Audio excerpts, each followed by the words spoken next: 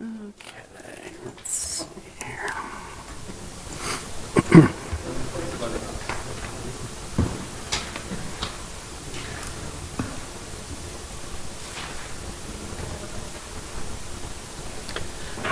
Okay.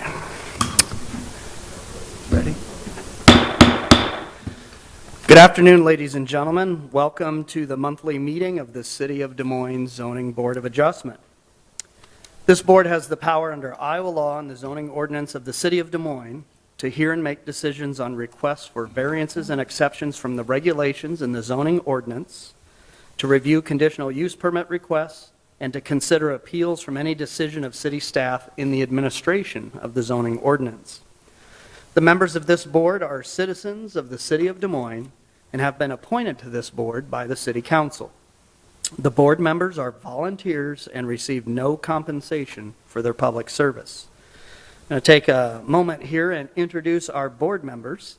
I'm going to go ahead and start out with our newest member to the board. On the audience's right is Tom DeCio. Tom's been appointed to represent Ward 1, the northwest side of the city. Tom lives in Beaverdale. And Tom is replacing Cindy Smith, who served as a great colleague here on this board for 10 years.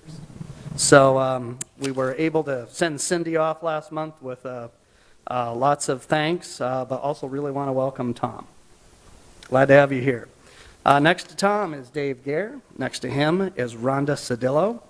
On the audience's left, here at the far side, is Justin Gross.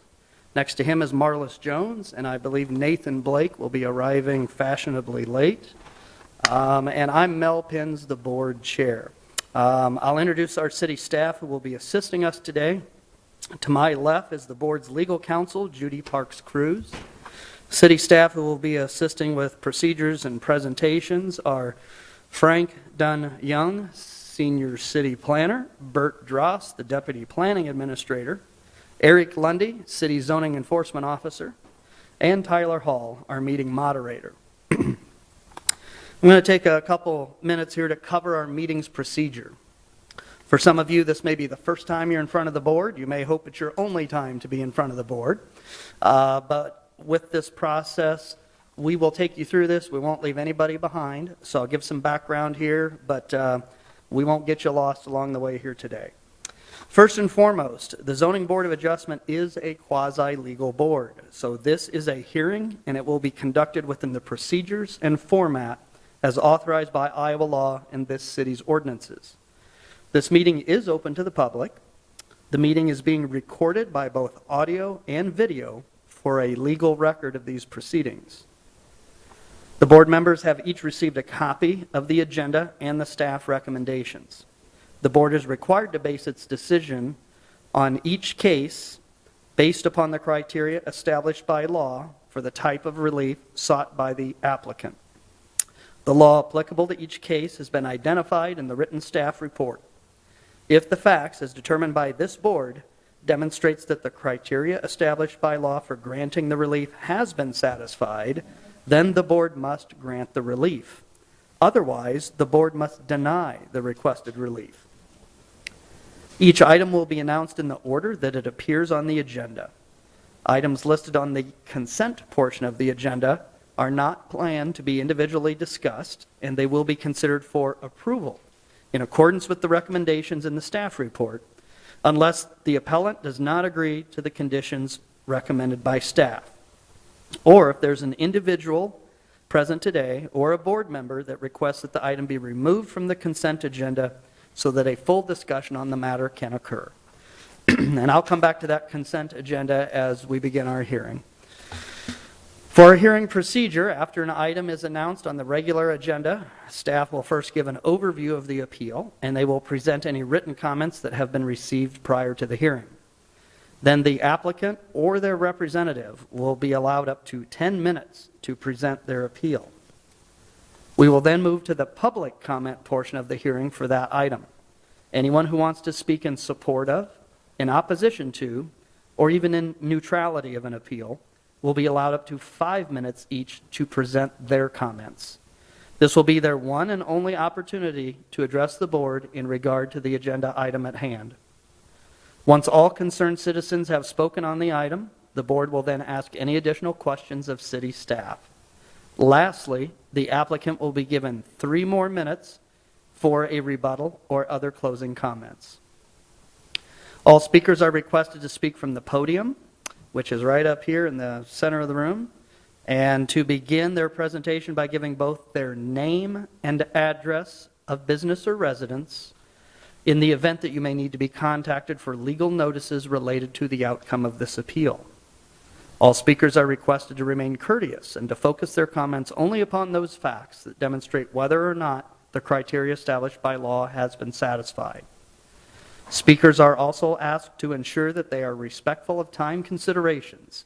If necessary, the board chair will limit further comments by a speaker if they exceed their time limitation. The board chair will then close any further public comment on the agenda item, and the board will immediately deliberate the request and make a decision on the appeal. Please note that it takes at least 4 affirmative votes for any zoning appeal to gain approval. If your appeal is approved today, we ask that you please wait until at least 1 week from today's hearing to contact the city's Permit and Development Center if you would need to obtain any necessary building or sign permits that are related to your appeal. This will allow the decision of this board to first be documented in the form of a decision and order, which will be provided to you and city staff. Any appeal that is approved by the board must be implemented, constructed, or otherwise utilized within 2 years of the date of the decision by this board, or such approval shall expire. Finally, the decisions of this board can only be appealed in the Iowa District Court. If you believe you've been harmed by an error made by this board, your only remedy is to seek relief through the court within 30 days of the filing of the board's decision and order. If you believe the zoning regulations applied by this board are wrong, you may petition the City Council to change those regulations for future considerations. Any material written or otherwise used today as part of any presentation is part of the permanent record. You may contact city staff after the hearing if you need a copy of anything that was presented today. Just a few housekeeping items. We'd ask that you avoid any undue conversation in the audience to limit distractions during the hearing that is in progress. You're doing a fine job. Also, please ensure that your cell phone has been silenced. Thank you once again. And if you need to use a restroom during the hearing, just leave through the door here. You don't have to go back downstairs. There's a set of restrooms just past the staircase here on this floor. Finally, if we need to take a break during the hearing, around 3 or 3:30, we may take a 5-minute break. And once the agenda item that you're interested in has been completed, you're welcome to leave the hearing. So that's our background on our process for today. But again, we won't lose you here.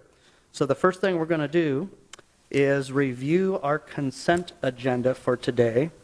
So these are the items that city staff is recommending for approval, but we'll check in here with Frank first and see, do we have any changes to the consent agenda, Frank?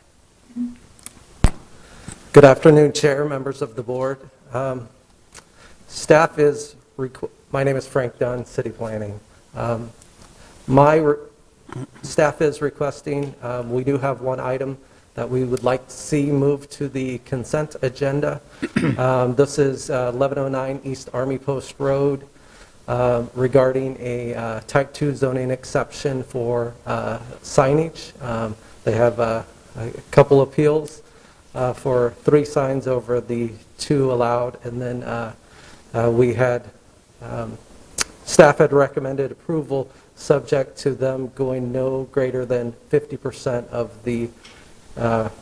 of what they're required. So staff is asking that be moved to consent.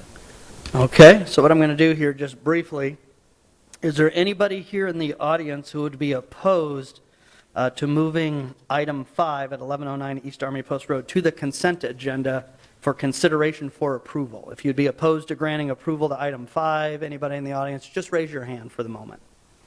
Anybody opposed to that? All right, seeing none. Board members, subject to any opposition, would there be a motion to move item 5 to the consent agenda?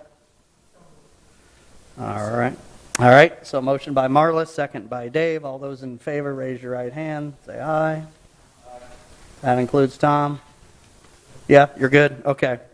All right, so 6-0. So move item 5 to consent agenda. So now what I'm going to do is I'm going to read through the items that are on the consent agenda. If there's anybody in the audience that would be opposed to this board approving the requested permits or exemptions or uses, as I read each item, just raise your hand if you'd be opposed to that. And if so, we'll move it to the regular agenda, and then you can comment on that for our consideration. So item 1 is a conditional use request related to Assembly Place of Worship proposed use at 720 East 30th. Is there anybody in the audience that would be opposed to granting that proposed conditional use? Just raise your hand if you'd be opposed to that. All right, seeing none. For item 2, a zoning exception request related to signage at 1111 East Army Post Road. Anybody in the audience in opposition to that? Okay, seeing none. Item 3 is a zoning exception request at 950 12th Street related to a monument sign. Anybody in opposition to item 3? Seeing none. Item 4 is a conditional use permit request related to a public wastewater pump facility near 1900 Sailor Road. Anybody in the audience opposed to building a pump station? Just raise your hand if so. All right, seeing none. And then just for the record, item 5, a zoning exception at 1109 East Army Post Road related to sign installation for a new building. Anybody in opposition to that? All right, seeing none, unless there's... Chair, yeah, I'd like to move to approve items 1 through 5. Okay. All right, so got a motion by Justin and a second by Marlis. All those in favor, raise your right hand, say aye. Aye. All right, motion carries 6-0. So if you were here for items 1 through 5, they've been approved, subject to you meeting the requirements in the staff report, and within about a week, we'll get you a copy of those approvals. So if you're here for those first 5 items, you're welcome to leave the hearing.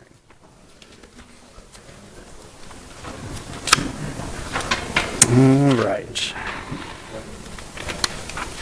That was slick. All right, so that'll bring us to our first item for discussion today. Item 6 is a zoning exception request related to signs at 4000 Merle Hay Road, and Frank is going to give us the background on that.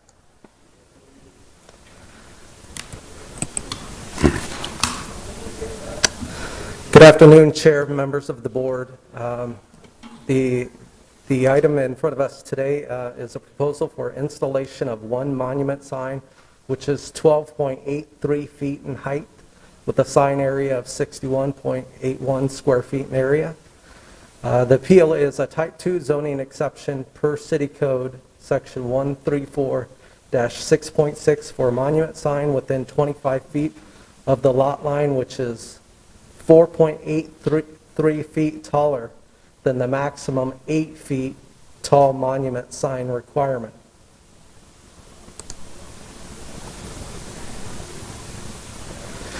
And so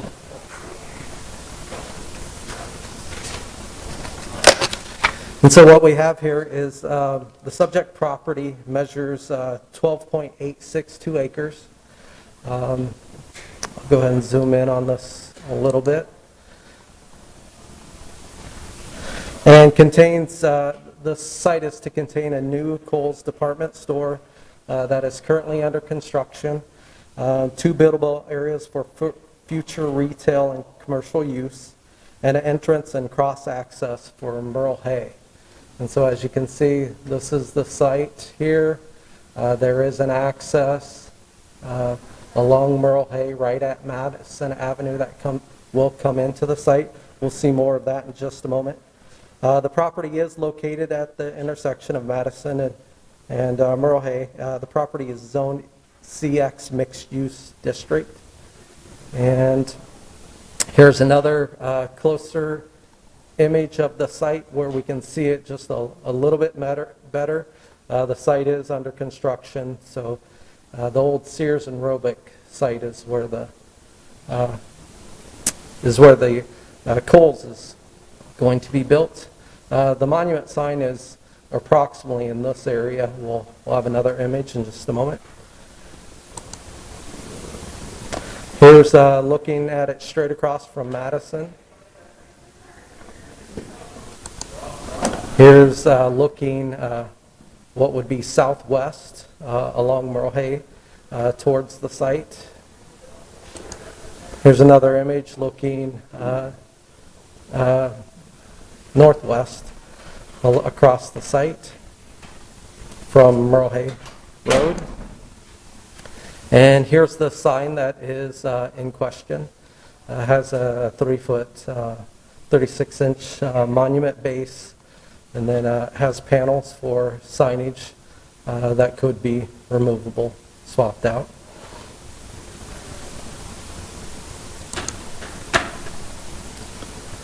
And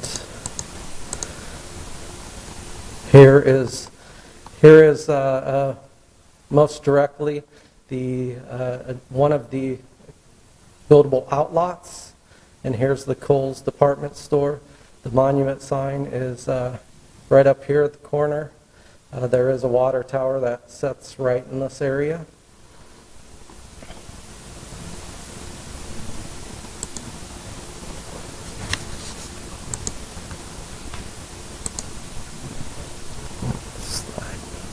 And so the applicable criteria for a Type 2 zoning exception is that it reasonably is necessary due to practical difficulties related to the property, that the practical difficulties related to the subject property cannot be overcome by any feasible alternative means.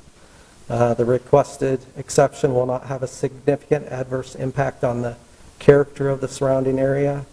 The requested exception by its design, construction, and operation will adequately safeguard the health, safety, and welfare of the occupants of adjoining and surrounding properties. It will not impair an adequate supply of sight and air to adjacent property, will not unduly increase congestion in the public streets, will not increase public danger of fire and safety, will not diminish or impair established property values, and the requested exception relates entirely to a use classified by applicable district regulation as either a principal permitted use, a permitted accessory use, or a permitted sign, or to off-street parking or loading accessory areas. And so staff believes that the applicant has satisfied the criteria necessary for granting the Type 2 zoning exception, so long as the height does not exceed 12 feet. This would allow the height of the sign to exceed the maximum allowed 8 feet of height by 50%. Staff believes that the appellant faces a practical difficulty in providing a sign large enough to adequately identify the tenants of the building given the scope and layout of the site. The proposed sign would not have a significant adverse impact on the conceptual character of the surrounding area. It would adequately safeguard the health, safety, and welfare of the occupants of the adjoining surrounding property, and would not impair an adequate supply of light and air to adjacent property, or unduly increase congestion in the public streets, or increase danger of fire and safety, and not diminish or impair established property values or surrounding area. Here's the staff recommendation. Recommendation for approval of amended Type 2 zoning exception for 4 feet over the maximum allowed 8 feet, subject to any monument sign shall be no more than 12 feet in height, which is 4 feet, 50% more than the maximum 8 feet allowed for a monument sign that is within a 25 feet of a front lot line. The sign is, it looks to be somewhere between 20 and 25 feet setback from the front lot line, to give you some perspective there. Any monument sign shall be installed by a licensed sign contractor in accordance with sign permit issued by the city's Permit Development Center. As far as, here's the consent map. We did not receive any comment cards on the request. However, we did receive a notification from the neighborhood association in opposition to the 12-foot sign height, seeing as their membership passed a motion in support of a monument sign that is closer in height to the 8-foot maximum that is allowed in ordinance. And this is that letter.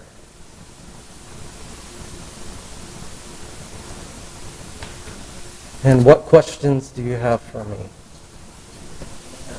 So, just so I understand the city staff's position, your recommendation is based on a 50% above the 8-foot limit, but that's just essentially arbitrary, right? There's no, that doesn't turn it from a type 1 exception to a type 2 exception at that threshold. There might be some historical precedent for relying on 50%, or there might be other parts of the code that do, but as it currently stands, your recommendation is just that's 50%.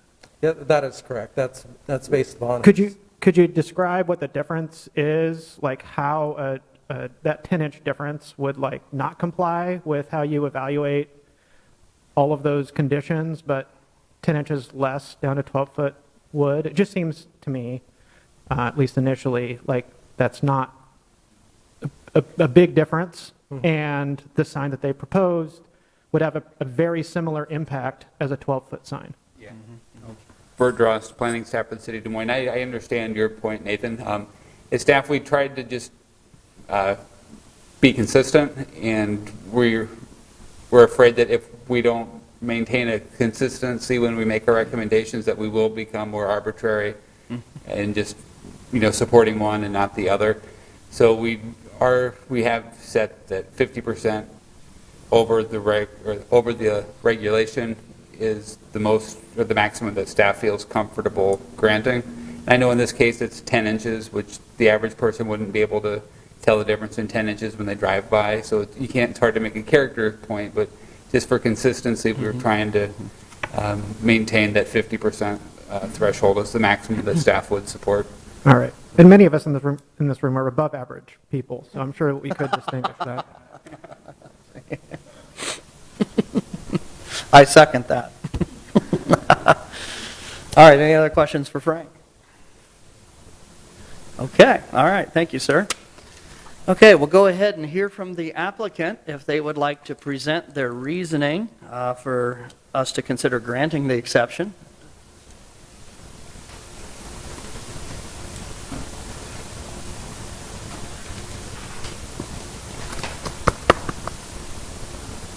Good afternoon and welcome, and as I mentioned, you've got up to 10 minutes. We just need you to start off with your name and address as appropriate. Good afternoon. My name is Marcy Bowser. I'm here on behalf of our client. I work for BDI Signs, and I'm the representative here today. Basically, the architect is the one that came up with this design and was in favor of this height extension because of the 4 panels required to adequately display the name of each of the businesses that is going to be put into this site. And so they felt as though if we had to make the sign 8 foot tall, it really wouldn't be a fair representation or advertising to help the public find their locations. So that is why we have gone ahead and made this sign a little bit taller and are asking for your approval of a 12-foot sign for this site. That's really all I have to say. And you're asking for a sign that's 12.83 in height. Well, we are. Okay. A lot of that is trim, as Sure. you can see up at the top of that sign, and we think that that's architecturally pleasing, and we could take that off, but I think it takes away from the sign itself. I mean, ideally, we would like the 12-foot, 8-inch sign approved, but if we need to go down to 12 inches, or 12 feet, I think that that would be a compromise that my client might be willing to make. So generally, trying to be above average kind of thinker. Each panel would be about 3 foot tall plus the frame then to get you where you want to be, right? Yes. Yeah, okay. And just as a clarification, I was thinking, oh, this is a sign for Kohl's. It's a sign for Kohl's plus either other occupants or tenants of what's going to be the new construction there, right? Right. Okay. And instead of being wide in that space, they chose to go tall, I think, for better visibility. I mean, I think we could have gone wider in this space, but I don't think that that would have really been an adequate representation for the customers that are going into this site in terms of their branding and logos. So they're going a little bit taller. Other questions for Marcy? Yeah, I've got a quick question. Can we just take the 10 inches off the base and let her have the panels that she wants? Because I think they want to notify or identify these Yeah, I think- stores, not Go ahead. the height of the sign. I think Frank can help us with Yeah, that maybe. The base needs to be at least 25% of the total sign height. So it needs to be But 3 foot. we could make that an exception if we wanted to, couldn't we not?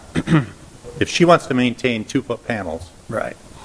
and we want to give her the 2-foot panels without taking the trim off, can we shorten the base and not have an issue? Yeah, we would want to maintain that 25%. Right. I mean, I think we can do that if we want to. There's, and there's I also. mean, we could grant the Right. exception of just making the sign 12 feet, 10 inches tall, too. Yeah, right? we could grant the exception as So I'm trying to requested. find some middle ground here where, We could put something different, or we could say, hey, just meet the No, I- requirements. we've talked about these monument Yeah. signs forever. Yep. I love signs. Any other questions for Marcy? No, I think we'd be open to adjusting the base height just to keep the 2-foot panels Okay. on the monument for each of the 4 tenants. And Marcy, we've dealt with signs for what I call destination commercial locations like shopping malls and multi-tenant areas for many years. Would you be proposing any other signage, like, once this is all built, there's, 3, 4 other entrances? To my knowledge, this is the only sign they intend to put on Okay. this property. The rest you would just change out?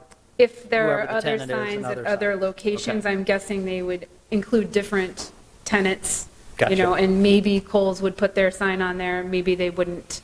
Okay. But I do believe this is the main entrance, and this is the only sign they intend to put up, Gotcha. Okay. aside from any lettering on the building that I'm not doing. Gotcha. So, Yeah. Okay, anything else you want to add? no. You good? Thank you. Okay, thank you. Okay, so the way the hearing works, is there anybody who wishes to speak in support of the applicant? Seeing none, anybody wishes to speak in opposition or neutrality? Any comments from the zoning enforcement officer?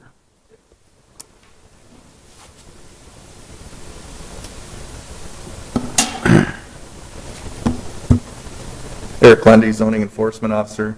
I did want to get a little more detailed on Nathan's question.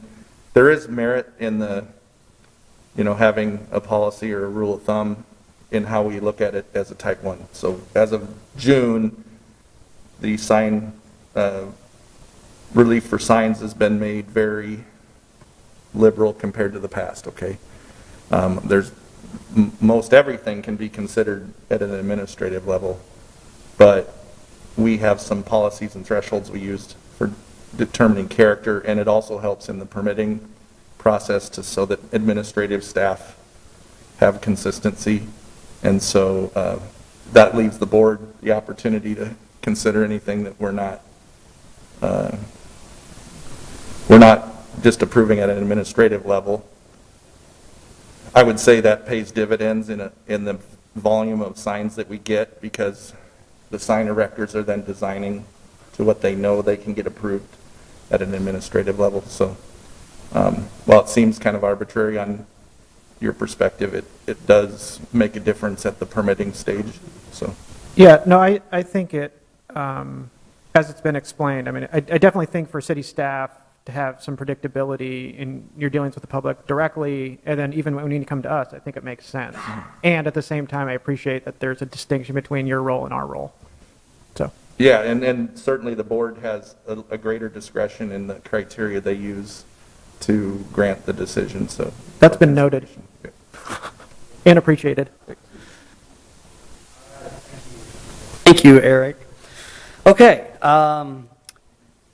we do have an opportunity, if the applicant wants to, you can, but you don't have to. Is there anything else you want to say in closing? You can have up to 3 minutes. And usually if there's anything controversial put out there that you wanted to, comment on, you're welcome to do that. Anything else you want to add, Marcy? No, I mean, I think we're just arguing. Okay, yeah, if you do want to address this, come on up. If it was just no with a shake of the head, that's fine, but go ahead. I think we're just talking about a matter of inches here. Yeah. At this point. I mean, if you were to reduce the base to 25% of the height, we'd be getting closer. And to maintain the 2-foot panels for each of the 4 panels plus the trim, I think we can come to some sort of a compromise that would get us closer to the 12-foot overall maximum height. So I really don't have Okay. much more to say unless you guys have more questions. No. Make sure I'm on the right page here with what you guys are recommending. You are, yeah, this is Okay. just your opportunity to kind of have the last say in the matter before we go to our own deliberations. Okay, no, I Cool. think that's good, thank you. All right, thank you. Okay, so closing public portion, going to board deliberation. Any thoughts from the board? I don't have a strong opinion. I mean, I'd be fine with 12-foot and allowing them to go down to, say, a 2-foot minimum, because that's normally what's in it's 2 feet or 25%, I believe. Or I'd be fine at the 12.83, so I'm open to either one. But we definitely should grant them something, some relief here, I think. Anyone else? I would concur with my colleague here. I mean, I think since the rules have kind of, it's a little more flexible, I don't see why we can't go the 12.83. Yep. And then we're not kind of messing with the standardized base that I think might be a little more consistent. So that's what I would, I guess, be recommending, is to allow them the type 2 zoning exception with 12.83. I'll second. All right, so we got a motion and a motion and second to grant the requested appeals as presented, correct? Well, with At Oh, the yeah. 12.83 and, Yeah, the beyond the staff recommendation. right, yep, yep. So- Correct, Judy? Yeah. Yes, that's correct. I was just wanting to make sure in my mind, so you're not changing the base. The base stays the way it is. We are changing the sign height. Exactly. Perfect. To grant them the appeal that they originally requested. Correct. Right, okay. All right, so we got a motion and a second. All those in favor, raise your right hand, say aye. Anybody opposed? Don't see any. Okay, carries 6-0. This is a great project for Merle Hay Mall. I think you'll blend in just fine. And I do want to give credit to the Merle Hay Neighborhood Association. One of the reasons we see less sign clutter on that corridor is because the city ordinance was changed where we don't have pole signs anymore for new construction. And Merle Hay Neighborhood was a big proponent of that. So these kinds of signs now today help us bring our corridors back to scale. All right, I would like to clarify that was motion 7-0. 7-0, sorry, this is what Yeah. happens when you show up late. Yeah, it's 7-0.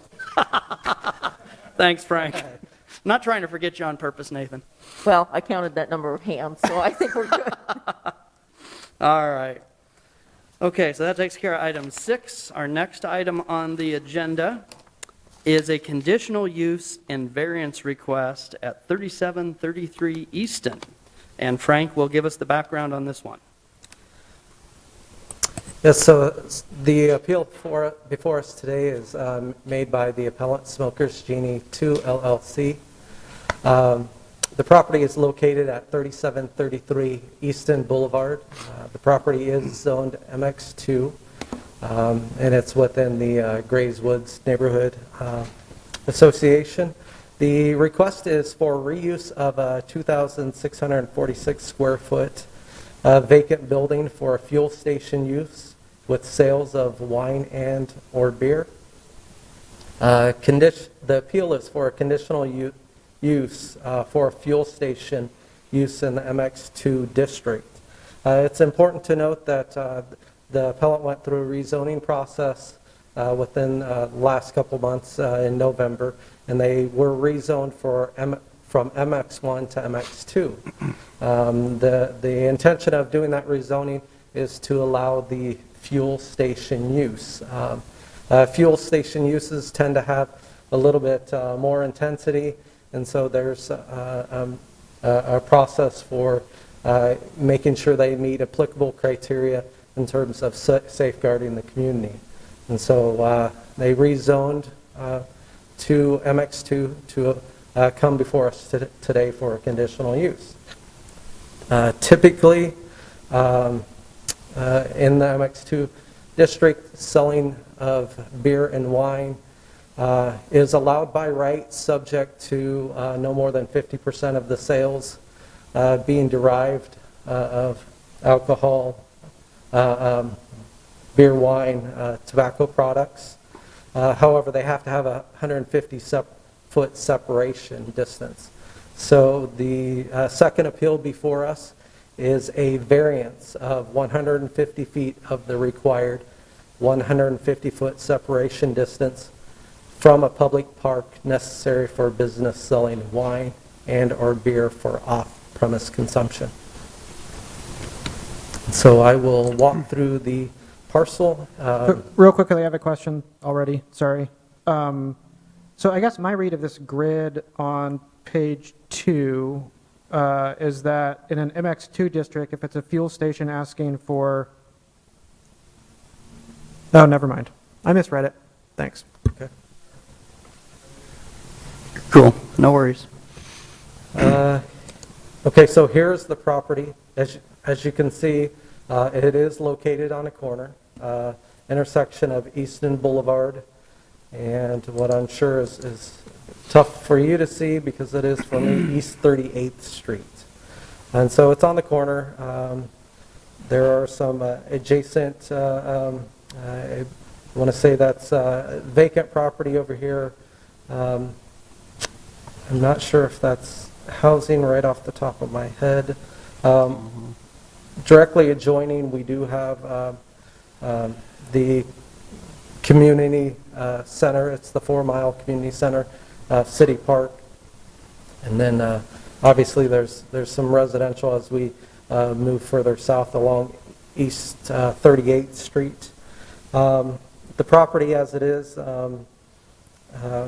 is proposing to have the fuel station. I want to show, here's a picture of the building from across the street.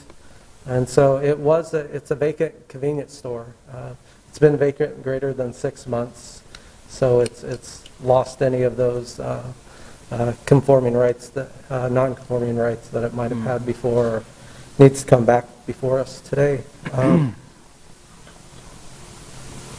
Here's a photo of the building from the rear, from the south, along East 38th Street. Here is a side view from East 38th Street, looking directly off towards the park. We've got our pumps there. We've got the front of the building.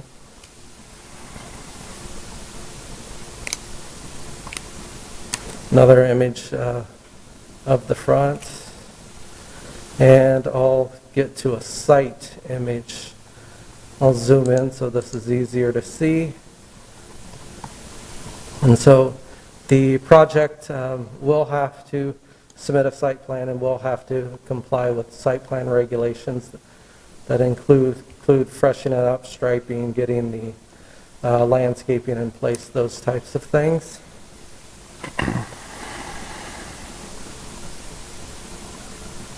And I think I have a view of the internal layout Here it is of the interior. So cash counter in the center, got to have a cooler towards the rear, have some shelves, small wine selection, the windows in the front, and then your pop, your coffee area, things of typical convenient nature, and then the restrooms off to the rear, office up towards the front by the windows.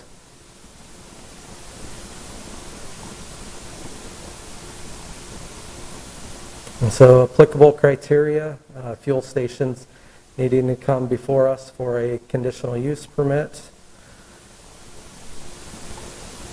And so the business needs to, must conform with conditions in 3.1.1, which is coming before us for a conditional use permit.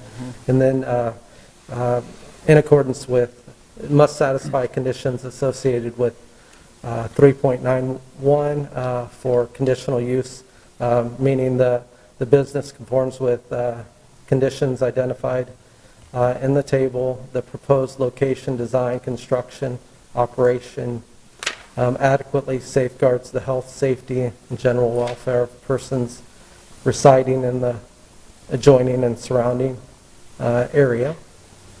The business is sufficiently separated from the adjoining residential area by distance, walls, or structure to prevent any noise, vibration, or light generated by the business from having a significant detrimental impact on the residential uses. The business will not unduly increase congestion on the street in the adjoining residential area. The operation of the business will not constitute a nuisance. And so they're, typical conditions, making sure that the site is illuminated, making sure it satisfies the noise requirements, things as outside speakers, amplified sound are going to be prohibited. And then we have typical requirements for display of their alcohol. There's litter and trash receptacles that are required. Conditional use subject to amendment or revocation if the operated business becomes a nuisance or exhibits a pattern of violating the conditions of the conditional use approval. If the zoning enforcement officer determines that any time the operation of such business exhibits a pattern of violating the conditions, they can come bring it back before us and rescind the conditional use.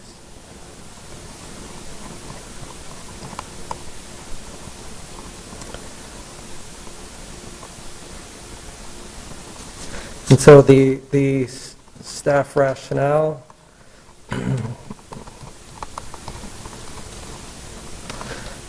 And so staff believes that the application satisfies the criteria for granting a conditional use for fuel station use. We believe that it is an appropriate location for the proposed use. It's occupying a vacated convenience store, so it'd be a resumption of that use. The site is in an area that includes a mix of commercial neighborhood uses, which are going to be typical of the context for which we would see a fuel station. So the impacts would be minimal so long as the business operates in accordance with the conditions of approval. Once again, at any time, the zoning enforcement, if they see that there's a pattern of violating conditions, could bring it back in front of the Board of Adjustment. Furthermore, staff does not believe that the applicant has satisfied the criteria for granting a variance to separation distance for a fuel station use selling wine and or beer for off-premise consumption. The ability to tackle a hardship is a hard bar to surpass, and so It is believed that, with a hardship, you have to demonstrate that the land in question cannot yield a reasonable return from the uses permitted on the property. And so there are a host of multiple uses that are allowed in the MX2 district. So it would be very difficult to demonstrate that hardship necessary to grant the variance. It's not sufficient merely to show the value of the land has been depreciated by the regulations of the variance, or that a variance would permit the owner to maintain a more profitable use. So staff is recommending of the approval of the conditional use for a fuel station use subject to the conditions here in front of you. And then those conditions being there should be no sales of alcohol so long as the premises within 150 feet of any property line of the lot where a church, place of worship, school, public park, child care facility is located. Any construction on the site shall be in compliance with applicable building and fire codes with issuance of necessary permits. Any site reuse shall be in accordance with an approved site plan, subject to Chapter 135 of the City Code. And then if the zoning enforcement determines that there's a pattern of violating the conditions set forth in the conditional use, they can bring it back before Board of Adjustment. Staff does recommend denial of the variance of 150 foot of the required 150 foot separation distance from a public park necessary for business selling wine or beer for off-premise consumption. If the board does grant the variance to separation distance, that decision would then be reviewed by the city council. And that is applicable to when variances are applied to separation distance. But then they just send it back to us, right? Or, I mean, if they disagree with our decision, they just send it back to us to reconsider, right? They don't overturn our decision. Yep. Okay. Okay. Frank, you good for some other questions here from the board? Quick? Yes. I'm going to lead off with just a couple here. So we have a requirement that you got to have 150 feet of separation from a public park if you want to sell wine or beer. Just nickel version, give us the why.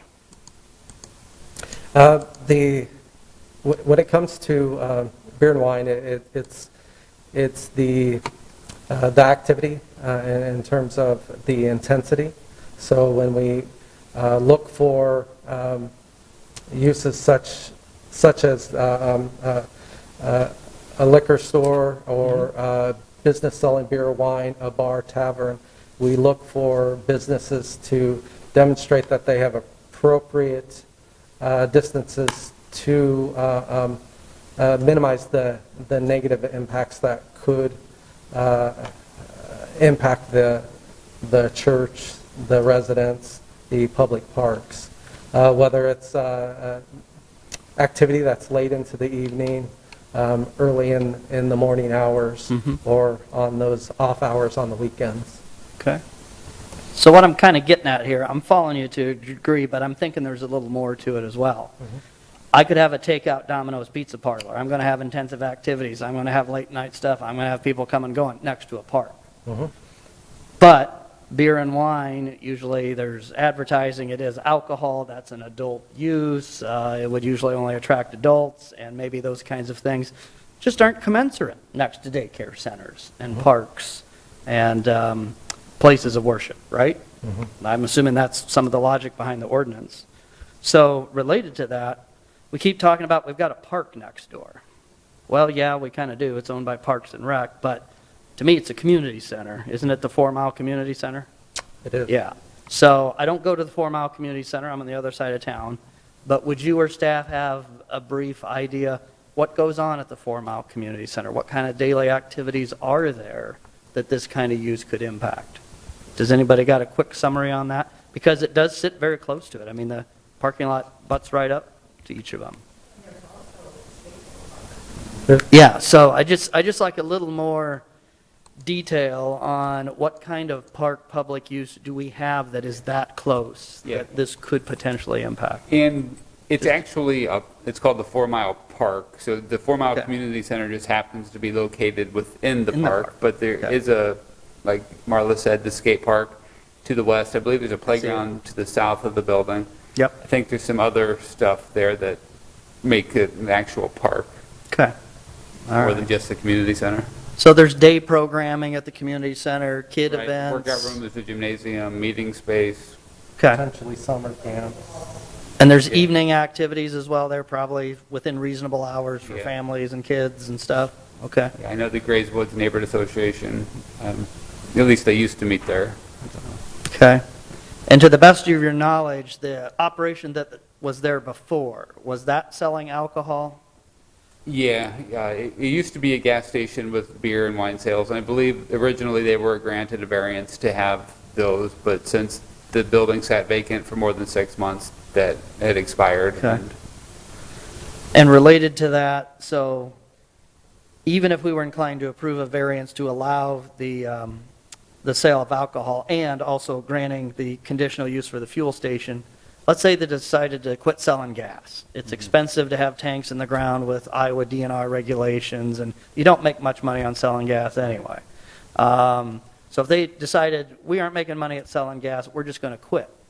But if we had already granted the variance to allow the alcohol sales, it still could only be 40% of their overall Well, revenue. no, it could still only be by a gas station. It could. It could only be by a Okay, fuel so, station. so there is a requirement, the fuel station has to remain open, Right. and it can only be 40% of the gross sales. Right. Okay, all right, so both have to stay together Yeah. if we were to do what the Yeah. applicant wants. Okay, And to answer Nathan's question, if the city council would, when they receive the decision, they have two options. They can either accept that decision, at which time that decision becomes effective immediately, or they can remand it to the board for reconsideration. So you wouldn't necessarily have to overturn your previous decision, but you would have to at least reconsider it.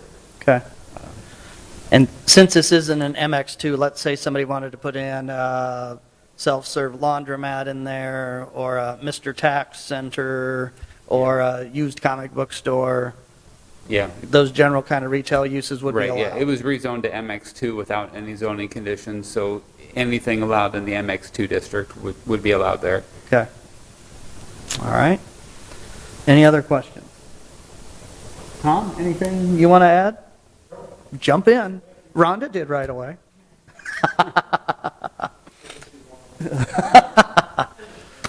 Okay, all right, well, thank you, staff, good presentation.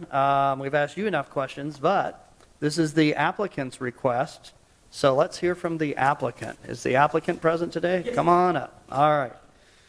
So you've seen how this works. We need your name and address is appropriate for you, and then you've got up to 10 minutes to present your reasoning for your request. Thank you so much. And my name is Kuljit Chauhan, and I live in Johnston, 5928 Northwest 50th Street.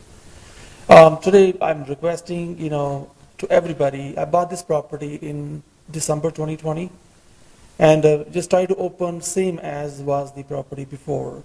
Nothing changed. Same was the fuel station, and the previous owner, they are selling the beer and wine. And I think this is third meeting, with the same spot we are. All 3 times we got the 7 vote out of the 7. So everybody was in the favor to use that as a gas station and sell the beer and wine. I think one time we have a liquor added. We didn't add it. I think that was just a miscommunication. And I already mentioned we don't want a liquor store in there. It's just going to be a more convenient. It's going to be a food program in there and just a regular gas station. Nothing we are forced to get the liquor license there. So all 3 times we win, everybody in a favor, and each time I apply something and then something new comes up. I already pay, for the property taxes, already pay for the property.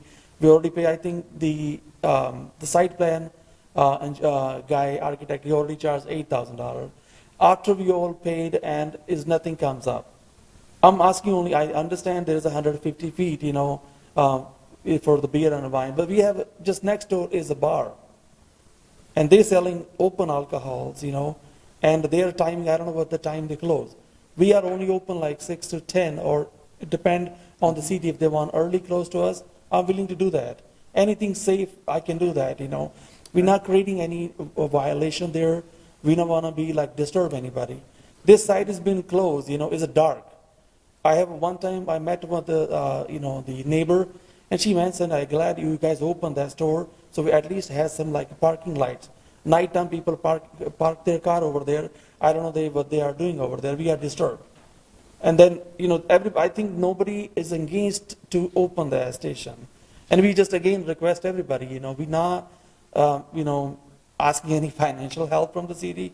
We just want like your favor, your permission, so we can open. I went inside yesterday, seeing the building is closed, all the ceiling tiles, it just pops up. Right now it's a $6 one ceiling tile, and I have to rechange all the ceiling tile back again. It's just getting more down and down. So please, again, just request, please let us open. I don't, if even, liquor, no, just only beer and wine. That's only, the gas, don't make much profit, If you have like a little bit of food, or somebody buy like single can, or there is no people can buy like tons of like big bags, just a single can beer. And I'm in the business since 2016. I don't have any single violation on my business that we sell to the minor. We are really, really careful on that. Even I hire any employee, the first training, like no ID, no sale. So make sure, I don't care, he buy like $100, he buy like $1,000. Doesn't matter. No ID, no sale. So I never get any tickets, for the selling to the minors. So again, I request everybody, just please just let us open the store, It's been over like a year and a half right now, and it's really hard, to make the payment, insurance, utility expenses, and everything. Questions for the applicant? Yeah, Justin. I'm going to be channeling my Cindy Smith here for a moment. I have a couple questions. One is, I think you said your hours of operation, but the days and hours of operation again, can you tell us? 6 to 10, I'm thinking, 6 to 10. Monday 6 Monday a.m. to 10 Sunday. p.m.? Yeah, every day, yeah. Daily. Every day? Every day. Okay. 6 And a.m. then you'll be also selling tobacco products, vaping products, those type of things as Just well? the tobacco for a product, We're not putting any like pipes or anything, to be sure, radically open, Okay. We're not, just it's going to be more, our focus on more on food types. Okay. Thank you. Yep, thank you. All right. I appreciate your presentation today. So you're from Johnston, but do you have any other locations in Des Moines where you're selling alcohol or cigarettes? I had one location, just down the street is the Phillips gas station, but that was just a rent to somebody else. Reason that I was moving to Minnesota last year, but it's too cold, and my kid don't want to move there. Okay. They like to go to Johnson School, so I changed my mind. So I just came back to stay in Iowa. Okay. Yeah. One of the reasons I ask, and we do run into this once in a while, people say, just like you did, well, I bought the property back in December. And so now here I am, please. Before you bought the property, did you check with the city and say, hey, if I buy this, would I be able to sell alcohol? Would I need any rezoning? Would I need a special permit?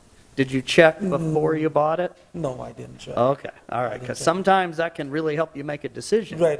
Yeah, We do have people that sometimes will come to us first. They say, I'm considering purchasing this, Right. but it will only be if I can get these, special permits, exemptions, variances, et cetera. So I'm not here to Right. penalize you for that, but Yeah, that was my mistake. that's usually a good thing to think about. Yeah. We've had cases before where we've had some alcohol sales very close to either neighborhoods or other uses, whether or not it was about, a certain amount of feet. And we've had a couple where we've said, listen, if we are inclined to grant this, we want some special requirements, a little bit of a quid pro quo. If you want something, well, we want something else in Right. return. And we had some situations where we said, then no advertising of beer or cigarettes in the windows. No lighted neon signs that say this bud's for you, no head for the mountains, Right. no Marlboro Man signs. The average person thinks if you come to a convenience store for gasoline, you can probably buy a pack of smokes and maybe some beer. Right. That's what most people think. But that said, when we see, neon alcohol signs everywhere inside the windows, then that gets into the perception of the neighborhood. How does this fit? You got little kids next door, and you're like, Super Bowl Bud Pack, let's get loaded. Would you be amenable, if we were inclined to grant this variance to sell wine and beer, that you didn't have any visible advertising of that? I won't do any Okay. advertisement yet. And just a point of discussion, we'd have to see, can we do that? Is I'll that make too much it. of a restriction on signage, speech, et cetera? But I just wanted to kind of check with you if you and I were talking. Yep, no, I'm agree on that, so. Okay. All right, any other questions for the applicant? Okay, all right, well, you can take a break and sit down. We'll see what the packed audience has to say here. Perfect. Thank you so much. Thank you. Thank you so much. Is there anybody here today that wishes to speak in opposition to the applicant? Or, I'm sorry, in support of the applicant first. Anybody wish to speak in support? Anybody in opposition? Anybody in neutrality? Zoning enforcement officer, anything you want to add, Eric? And as you're up here, I might have a brief question for you. But go ahead, anything you want to add? Eric Lundy, zoning enforcement officer. I can appreciate your asking your line of questioning about the advertising because it is relative to separation. I would point out that that's going to make it a little more of a challenge on the enforcement side of things if there's such a condition. So Yep. if you do something of that nature, I think I would try to craft it in such a way that makes it efficient for the zoning enforcement staff to be able to enforce overtime. Okay.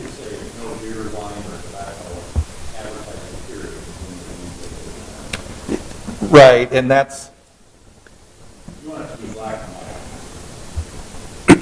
Yeah, and I'd rather have it just be not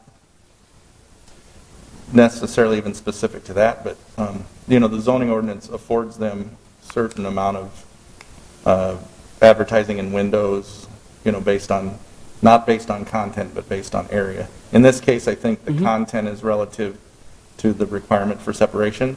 Yeah. So I think, you can check with Judy on that, but I think that seems to be fair game. I just want to make sure if that gets put in there that it's in a way that we can objectively enforce that Sure. easily, because I can see that being a challenge over time, Sure. being unique to this property probably. Yeah. And I know, Eric, there's a signage right as long as it's applied correctly or properly, behind the windows or certain percentage. So if they wanted to say bananas, 69 cents a pound, or Mountain Dew 24-pack, $7.99, fine. They've got those abilities within the normal ordinance, but yes, the content of the signage in this case would relate to the use, which would relate to the variance request. Yeah, and I can give you an example. We've enforced on a similar situation, and the problem that the operator has run into is that their deal with the provider Distributor. of the product Yep. dictates that they have that, and so Okay. what it ends up doing is forcing them into dropping that line of products or whatever. But Right. Yeah, because in-store stuff and in-cap display, something on a wall inside. yeah, We're not getting into that. Yep. I understand where you're coming from on that. Yeah, I just want it to be if it's simple, it's easier for us to apply objectively. And Eric, while you're up there, for either you or your colleagues, we didn't have any written response in support or opposition from any neighborhoods or any residents. I'm trying to remember what the radius showed. Did we have any concerns? On the zoning enforcement aspect, I mean, the types of complaints, this is a little different from the premise, which is legal nonconforming for the tavern use or the bar use next door. Yeah. They don't Okay. So They don't distribute a product out the door. Right, that- right. That We gets understand. carried out the door into the area that we're Yeah. trying to protect with the separation. Yep. So it's a little different. I understand. Certainly if they came in the door asking to reestablish something there would be the same challenge. Yep. They would have a similar restriction. Yeah, they would actually have a greater, but I'm just saying, If the bar. they're not even meeting the 150 either, so, yeah, it would have a higher separation. Right. Yes. But it's pre-existing or in essence grandfathered. It's already, if that use doesn't discontinue or Yep. modify, it can stay, right? So using that as maybe something that Oh, here we go. that sort of defines the character of the area, I think that you can certainly do that, but please be aware that if that use was discontinued and lost its rights, it would be in the Okay. same, in here for the same type of relief. Okay. Yeah. All right. So from the applicant, it looks like maybe they had a meeting and nobody showed up. They mailed out cards. Is there an organized, you mentioned Gray's Woods. Is this within Gray's Woods or bounding? And you didn't hear back from them? Yeah, but the Fairmont Okay. Park is nearby. Okay. There's not a requirement that a neighborhood responds, but I'm always curious if they do or haven't. We haven't received. Okay. Okay. All right. So, sir, if there's anything you want to add in closing, you can. If you've already given all your statement, I don't think we have anything new on the table here. You could have up to 3 minutes. Anything else you want to add, or are you good for now? Okay. All right. Well, then we'll close the public portion and go to board deliberation. So, Be- colleagues. Oh, yes. May I- Judy wants to add something. Yes. Thank you. As you go about this, I want you to consider two things that will make it easier for staff to discern your direction. For one thing, there are two applications on the board here. We've got one for an exception, one for a variance. The two are linked, but understand that the exception has a different set of criteria that need to be met than the variance. And I say this particularly for the new board members. The ones who have been here before have probably heard my speech, but a variance has the strictest standards that need to be met under state law in order to be granted. And those are not just in the city code, those come from state law and from case law. And the phrase that was used by staff, unnecessary hardship, has been elaborated on by the Iowa Supreme Court. And basically, it's not that you can make more profit, it's that there will be no reasonable use of the property if the variance isn't granted. So basically, you can't do anything with it. That's what needs to be met. And that's why I think staff alluded to, we understand this is a high burden to meet. Yeah, it is. It is allowing something to be done which is nearly illegal to be done. I can think in the time I've staffed boards of adjustment of probably 5 cases that actually met that standard and that I could have gone into court and defended them that way. It is a very high standard, and that is why, as I said, is a variance. So you have 2 different applications here, or requests here. One is for the exception. If you would please address them separately and in motions address them separately so that we will be able to be clear on the record what was granted and what was not. The fact that this has already had a beer and wine permit, is that bode as pre-existing as far as if we were, I realize that the time's run out, Correct. but we are not Why? really, as we go back, we're not changing anything other than we're let's call it renewing that on an exception or a variance, whatever you want to call it, that was already granted previously, right? Well, I will say that there was, at some point in this property's history, a situation where they were allowed to do that legally. And there are also rules about when a legal use ceases Right. and the zoning has changed to make it more restrictive Right. based on what else is going on around it, that we cannot ignore those rules. But Right. has the zoning had restricted this more? Yeah, yeah. Yeah, we've put these separation requirements in from these particular But uses. wasn't there a separation requirement at the time? I am not sure that Because there was. I mean, that community center's been there, and they said that they were granted the permit. Right. The community center, the park's always been there. Yeah, So and I'm not picking a side on sure. when I'm going to make a motion. Right. I'm just saying, to me, this is pretty easy to defend from my perspective, Okay. to say, well, they've already had that. It's sat empty for a year and a half. Here's a guy that's trying to do something with it. I don't see anybody's going to sell Right. gas unless they can sell beer and wine. I bet you can the number of places in Des Moines that sell gas that don't sell beer and wine, you probably don't need all 5 fingers on one hand Right, to figure that out. So right, I'm trying to look at this thing saying, we got a neighborhood person that's already spoke up, right. that said, yeah, it's great, somebody's here, this isn't dark. Here's a guy that wants to try and do something that's probably going to benefit this area, because we're not going to have an old blighted building Mm-hmm. sitting there. There's tanks in the ground. Yep. So I'm not arguing with you, Judy, I'm just trying to say, to me, this would be pretty easy to defend. Well, and If I look at, now that's me, I'm not the Right. court. let me just ask then for staff's use in writing up a decision.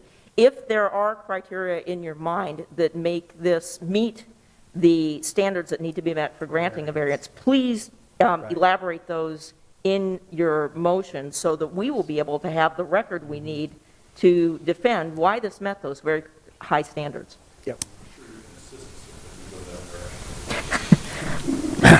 Well, believe me. She can ask us to clarify. I can. Or explain our intent. Fair enough. Yeah. Judy, that's very well put, and that is a basis, the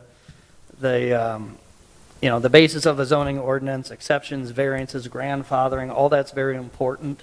And that's one of the reasons why there is an allowance, that if a use discontinues, just temporarily, closes for a week so somebody can remodel and keep it going fine. But if a use discontinues significantly, generally speaking, the way that I see that, for some reason that business model is not working. That is not a congruent use somehow. It hasn't been successful. And then the time period expires. So maybe it's time to look at something new. Now, I don't want to get too editorial on that, but to get to what Judy has explained to us, let's break this down. We've done this many times. So we have 2 issues at hand. Do we want to recommend approval for conditional use to operate a fuel station? Period. I think we need to look at that first as a separate discussion, action motions, and vote here. And that's what Judy gave to us. There are 4 conditions that would go with granting that conditional use. If we would want to look at something related to a variance for selling wine and beer, we would have to look at some amendments to those conditions there, like condition 1. But generally speaking, let's discuss, would it make sense to grant a conditional use for a fuel station?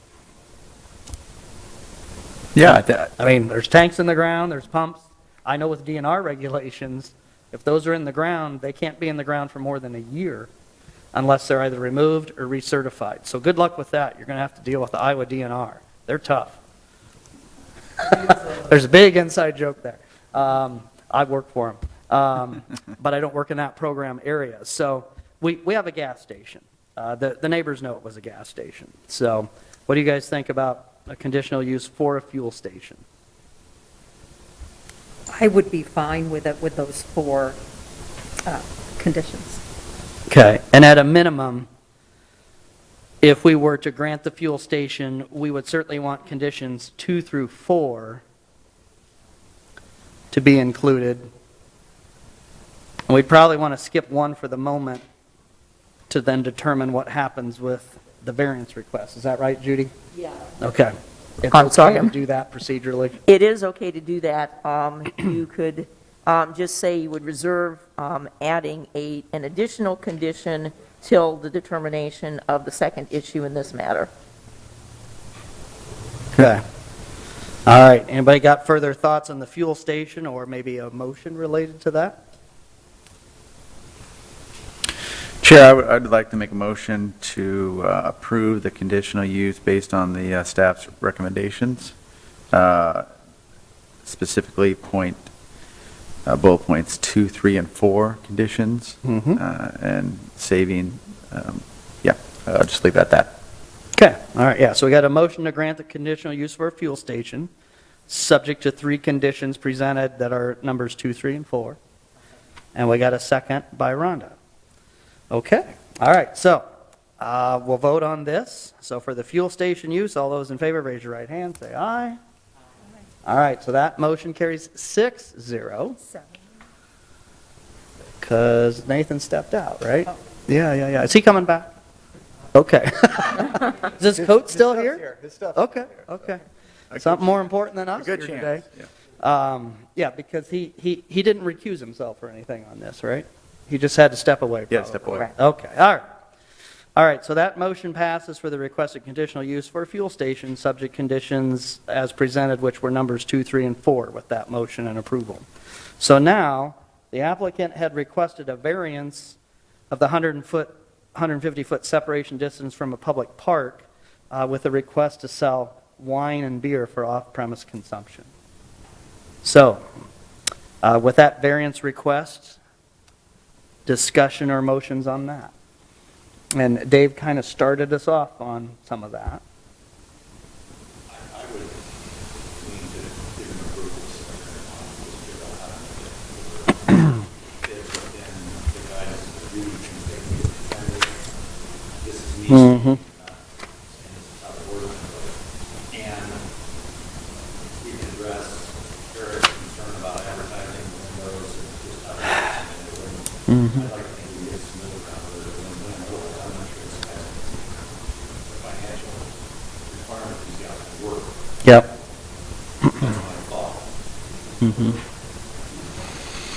Sorry. So, Yeah. Chair, we have a couple here. Yes, Marlis. This is my... Thank you.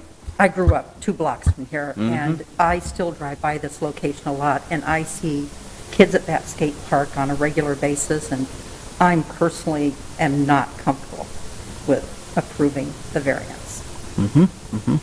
Chair, if I may Yes. step in, a couple things. I know in the past, we've been a little bit lenient on the 150 feet separation. We've approved Come and Go and Walgreens there on 31st and University. But we're talking about the full amount, the whole full 150 feet of separation. Yeah, not a couple feet. Not a couple feet, Right. right. Furthermore, and as Judy pointed out, I think I submitted this before, the Supreme Court case that she was referring to, it's pretty spot on in what we're talking about, and that it is a very, very high standard to meet. And so I know he's a local business owner. You know, it would have been probably prudent to look into it prior to purchasing the property. And I don't think he meets the variance test. Yeah, this is a tough one for anybody to meet a variance test, regardless of if it's related to the sale of alcohol. One thing that I can usually, if I'm trying to help somebody, one of the variance tests is that it won't alter the essential character of the area in which the property is located. We do have some other commercial uses, we have some other gas stations not too far away. If there were some restrictions on how it looked with their selling of the alcohol, maybe it wouldn't alter the essential character of the area. But it's a little tougher to meet the first two on here. There are other uses for a building of this size and square footage. That said, it's a gas station. There's gas station tanks in the ground. There's probably a predominant reason to keep it as a gas station. That's why we approved that. Most gas stations do sell alcohol. So that's kind of a tough one. He'd be more profitable, but you could have a nice gas station that is just a soda pop place. The Pop Shop used to do that when I was a kid, if anybody remembers those. They sold gas and they sold soda pop, like 32 flavors. So yeah, so I really feel this is a tough one, but I want to lean on everybody to put their thinking hats on and put something out there. Can I ask a question? Yeah, please do, Judy. Okay, I'm going to ask because Frank and Bert, you guys and Eric have been around longer. I'm trying to think back of a situation where we had granted a separation distance. This one is an open space use that's listed. I'm thinking, have we had closed space uses such as childcare facilities or churches or schools where this kind of a separation variance has been requested and granted? I can tell you one, Judy. Okay. We did one for Lincoln High School 2 years ago. And it's behind the school, so you have to go through some woods and up a hill. Okay. Oh, But we all said that that was so obscure that this thing, we're not going to, and that may have been 500 feet, because they were going to serve liquor too, and it might be a liquor store, I don't remember. Every situation's a little different. I understand precedent. I don't fully believe in it, but You're asking for an example, that's the only one I can remember that, since I've been on this board. at 30th and Hickman, there's a Get and Go next to a school. It's within the 150, it's right across the street. Yeah. Do we allow alcohol and cigarette sales at that? I don't remember granting a variance to that, so maybe that was legal non-conforming, because they switched from a come and go to a get and go. The time period had not elapsed. I think so. right. Okay, so the grandfathering had not expired Yeah. yet. And maybe that was more some fitting some things in there, some distances, not Don't not of remember the separation, specific- but Yeah. I think with, yeah, Yeah. it might have been like setbacks for side yard. Yeah. Right, but you're right, that was not on our docket for a variance to sell, because they already were, and it had not yet expired. Yeah. Okay. A couple others, you had mentioned the come and go at the corner of 31st and University, that needed the variance from the church. The church actually came and spoke in support of them. Yeah.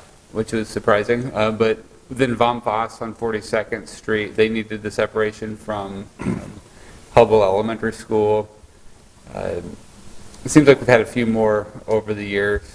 We had a Phillips 66 station, or that's what it used to be, at 28th and Ingersoll. That is one where we put the restriction on no visible signage. Like Exactly, yeah. Eric may have referenced that, but that may not have been a variance. That might just have been neighbors concerned about a conditional use permit to sell alcohol without separation. Right. And that was our way to help make it blend in. Yeah. Because that is a very docile neighborhood, even for a busy street there. It's Grand, 28th and Grand. It wasn't Ingersoll. Right, Grand. right.